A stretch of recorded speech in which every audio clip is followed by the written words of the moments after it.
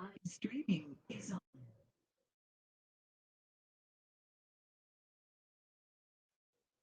Hi, good morning, everyone. Um, okay, where's our camera here? There you go. How's everyone doing this morning? Um, we are not going to have a live science lesson today. I've posted the information. What I want to tell you is that what you need is going to be um, posted. Read it. You don't have to learn it all. For those of you who are taking the task exam on Thursday, just be familiar with the concepts. It has to do with science and the periodic table in which all matter that we have discovered up to this point is organized. So, really, what I'm having you do is look at still deeper how it's organized, the relationships it shares to other um, atomic particles or elements. And it's called a periodic table. I know this isn't science right now. It's a periodic table because, like elements, if you skip down a few, they will share common properties.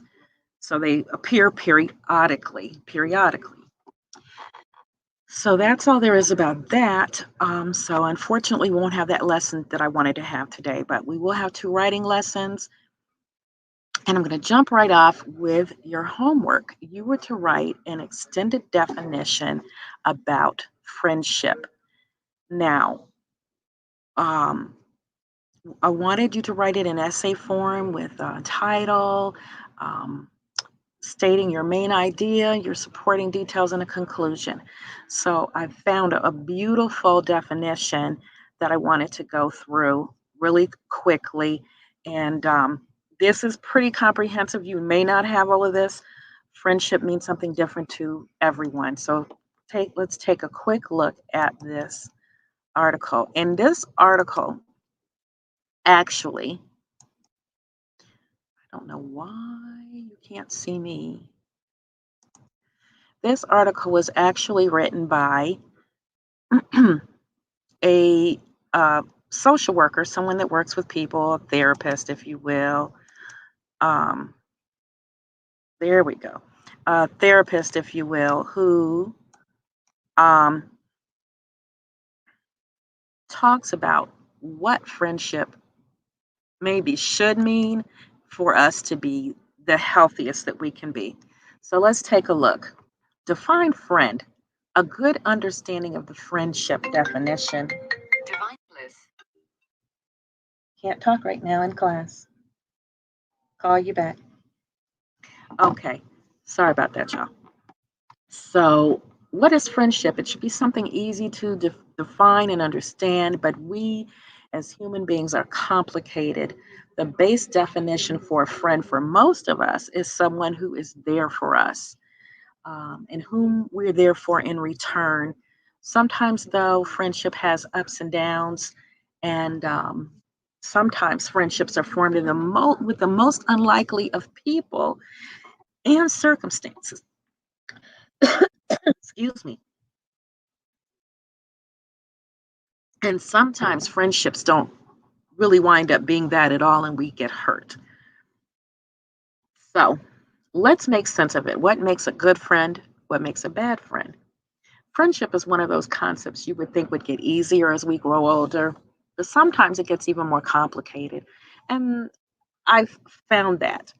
But we're here to solve this puzzle. Let's take a look at what makes a good friend.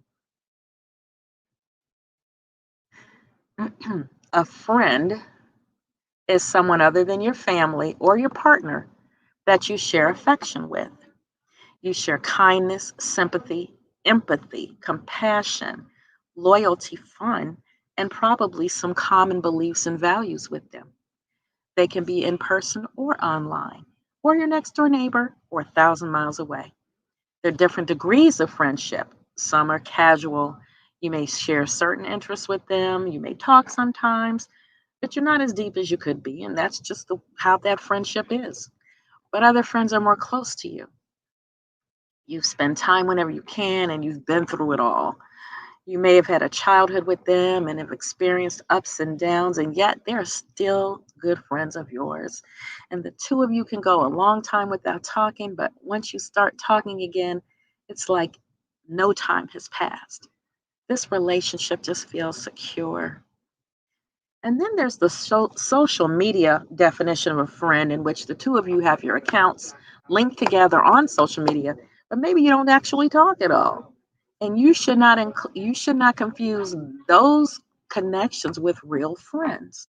So think about it. If you have 500 friends on Facebook, could you see yourself having a really deep relationship with all 500? Do you even know some of those people? Probably not. They're just numbers. And having more Facebook friends doesn't make you a more popular person. Um, most of them are acquaintances, or some that doesn't even have the same ring acquaintance as a friend. I acquainted someone on Facebook today. This is not the same thing. So let's talk about an acquaintance. That's a person you talk to on occasion, but the friendship bond's just not there. Maybe it would be there if you talked about it more, but the odds are the person who is nice and good to talk to on occasion, just the bond isn't there. They likely won't be the person you call when things get rough, right? An acquaintance. They're not going to be the person you spend a lot of time with. And some friendships can come from acquaintanceships, but only if we give them a chance. So look at your social media. Oh my goodness, y'all. Look at your social media as well as the people you know in real life.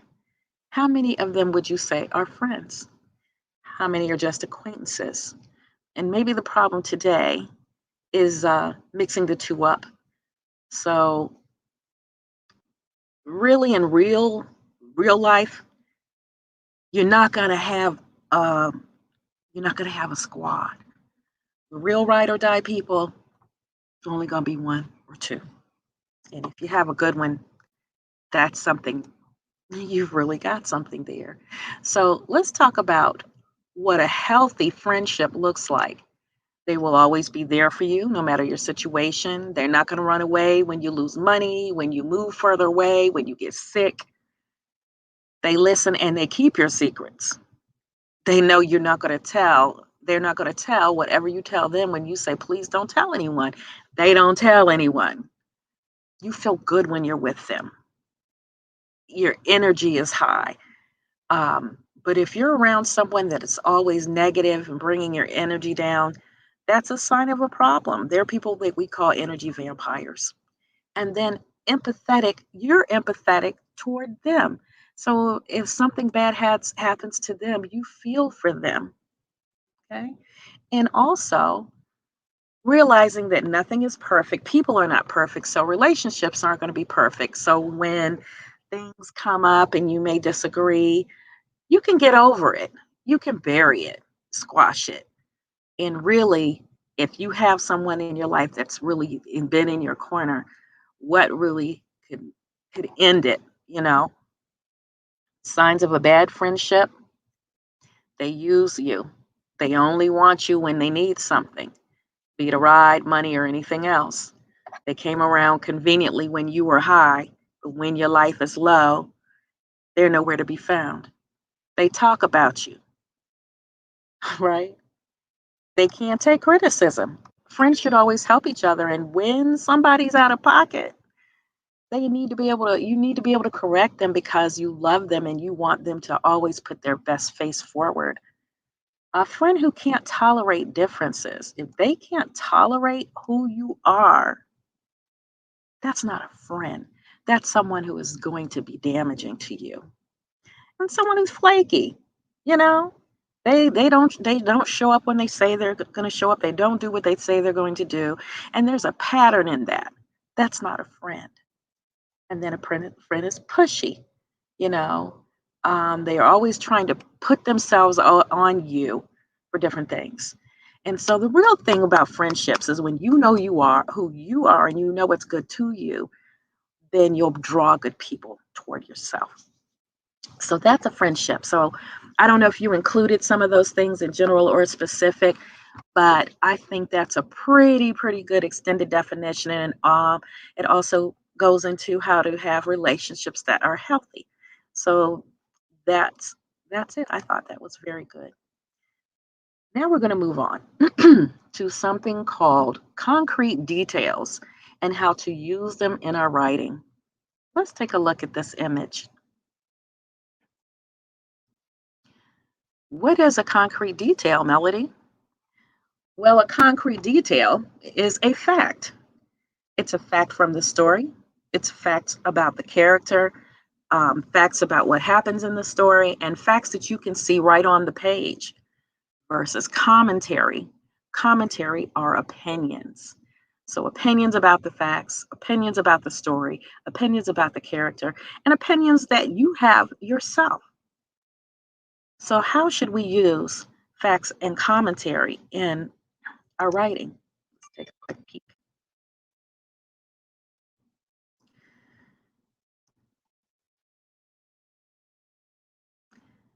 So, what again are concrete details?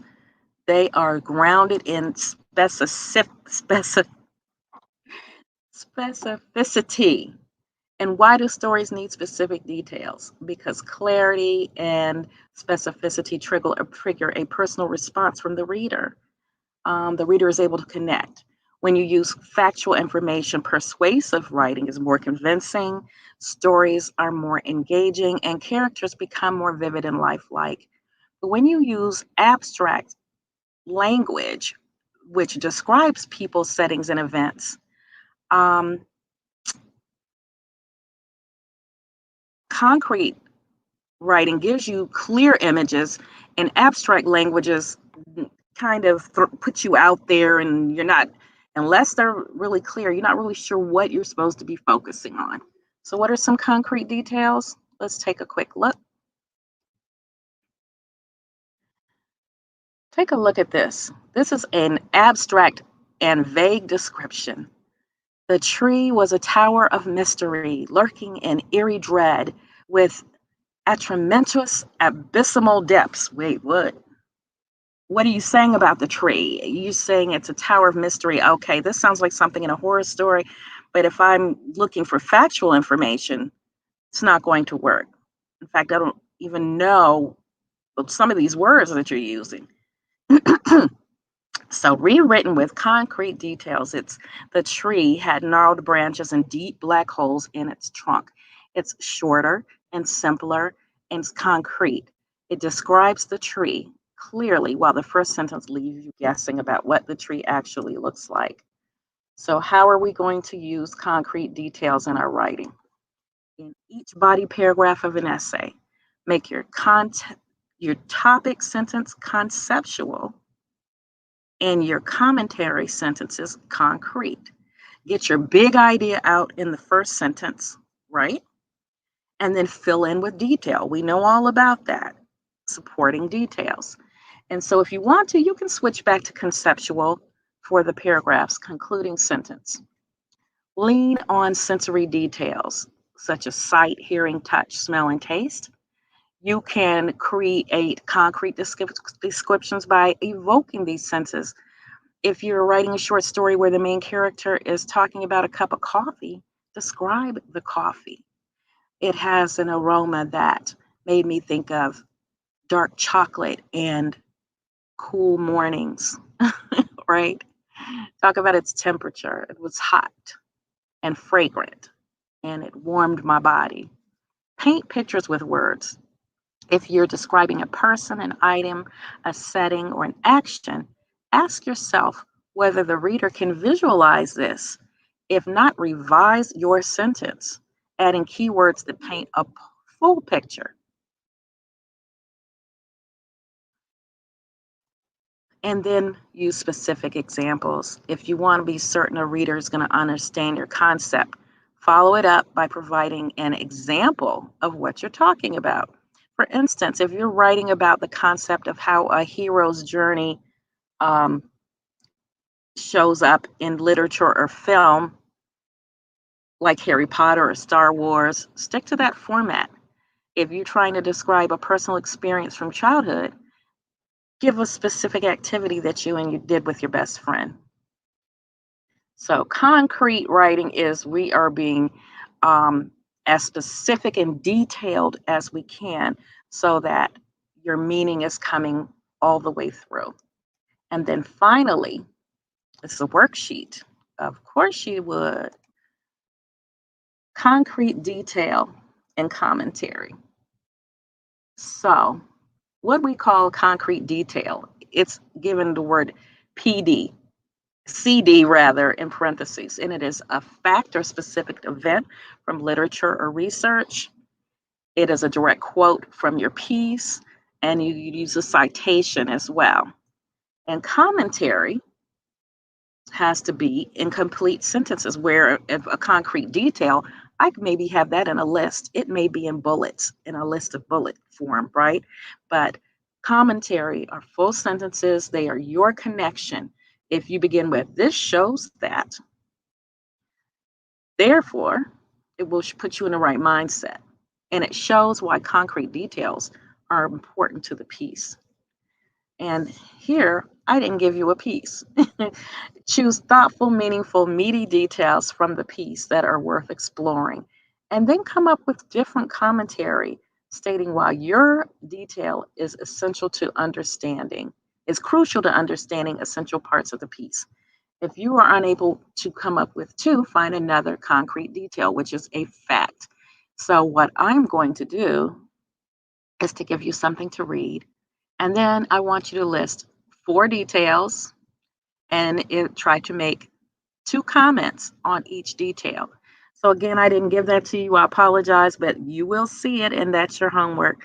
So that's all for right now, and I shall see you in a few minutes for writing part two. Take care.